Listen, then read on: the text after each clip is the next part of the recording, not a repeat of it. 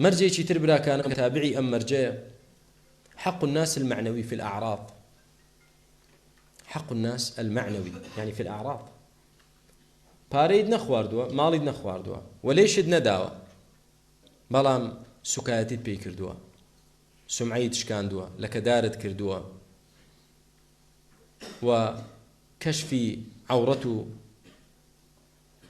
نهين يكاني تكردوا اي اما خو بأسان ناروات وابزاني كتو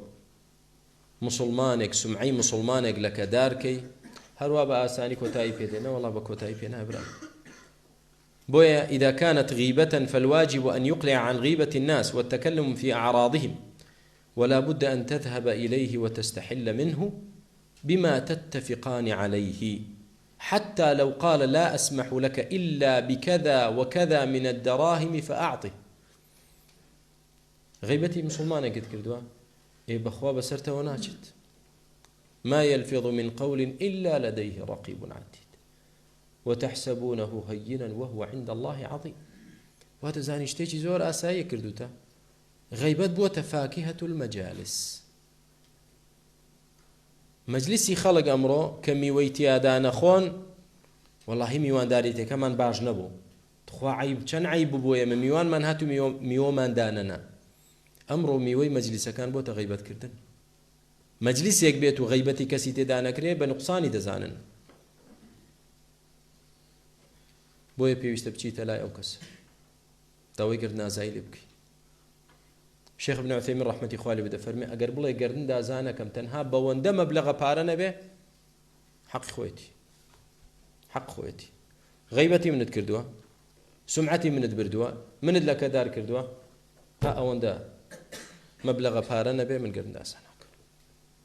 بوي هي والله بوي هي أما إيشي بيدكري لقانون إجدا چه بيم دلت كاغ أحمد چون چی پێ دەڵێن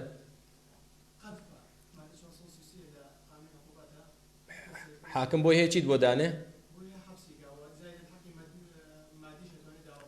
حەقی مادیش بۆی هەیە داوا کات و ئەو کەسە لە بەرامبەر ئەو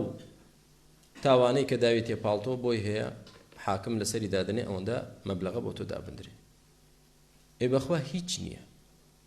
ئەمڕۆ بە مەبلەغێک ڕزگارت بێ لە قیامەت بەوە ڕزگارت نابێ. وقال بعضهم يكفي أن تذكره بمحاسنه في المجالس التي اغتبته فيها. هندي لأهل علم ضلنشي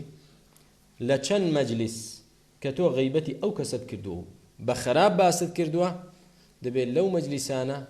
بچيته وداب نشيته وبلا فلان وفلان من باسي فلان كسم كرد توبتكم ولا إخوة بشيمانم هلم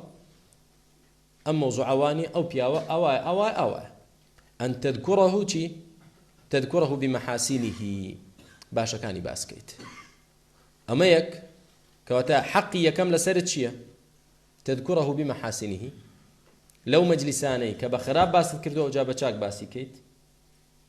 لفيسبوك شتد نسيو بخراب أو جادي بچاك بنسيتو بشيماني دربريد وأن تستغفر له تقول اللهم اغفر له داولي خوشبوني بوكيت جاران أرچی تو هر أو بو داوای خوشبون بو خود بکی استا فرض لسرد داوای خوشبون بو أو كسب كيت كتو غيبتت كردو وقصت بيوتو دعاي بك دي دعاي بو نكي روجي قيامت حسناتي توبو أو دروا سيئاتي إيش بو تودت كاتب لا كان محق الناس ترسناك دبي أقامان ليبت وبكمي نزانين